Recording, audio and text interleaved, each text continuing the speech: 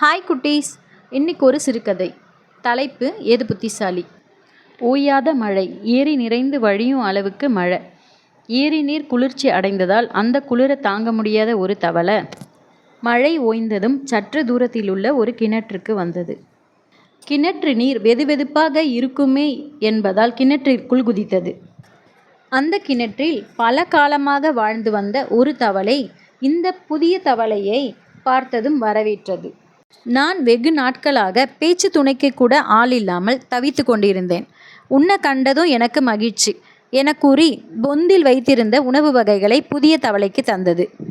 2 தவளைகளும் பேசி கொண்டிருந்ததை கிணற்றில் இருந்த மற்ற தவளைகளுக்கு புதிய தவளை வந்தது பிடிக்கல. இங்கே கிடைக்கும் உணவு நமக்கே போதவில்லை, இதில் புதிய விருந்தாளி வேறு என கவலைப்பட்டன.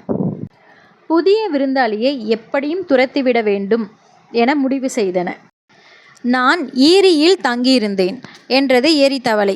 ஏரியா, அப்படி என்றால் என்ன என கேட்டது கிணற்று தவளை. இந்த கிணற்றை போன்ற பெரிய நீர்நிலை, அதில் மீன், ஆமை, முதலை ஆகியவை உண்டு என்றது ஏரி தவளை.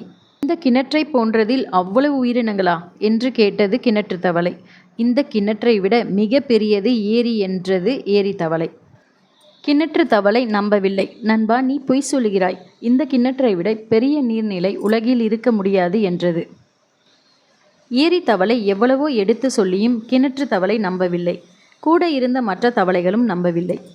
எல்லா தவளைகளும் ஏரி தவளையை பார்த்து, நீ பொய்யன், புரட்டன், உன்னை நம்பி இங்கே வைத்திருந்தால் ஆபத்து என்று கூறி ஏரி தவளையை தாக்க முயன்றன. அப்போது கிணற்றிலிருந்து நீர் எடுக்க ஒரு பெண் தோண்டியை இறக்கிய போது அதனுள் தாவிச் சென்று குதித்த ஏரி தவளை தோண்டி தண்ணீருடன் மேலே சென்றது. தாவி குதித்து ஏரி நோக்கி சென்றது. கிணற்று தவளைகளிடம் வாதாடுவதை விட அவர்களிடமிருந்து ஒதுங்கி செல்வதே சிறந்தது. ஜெயிக்க முடியாத இடத்துல வாதாடுவதை விட நாம் அந்த இடத்துல அமைதியாக இருக்கிறது சிறந்தது, புத்திசாலித்தனமும் கூட. பாய் குட்டீஸ்.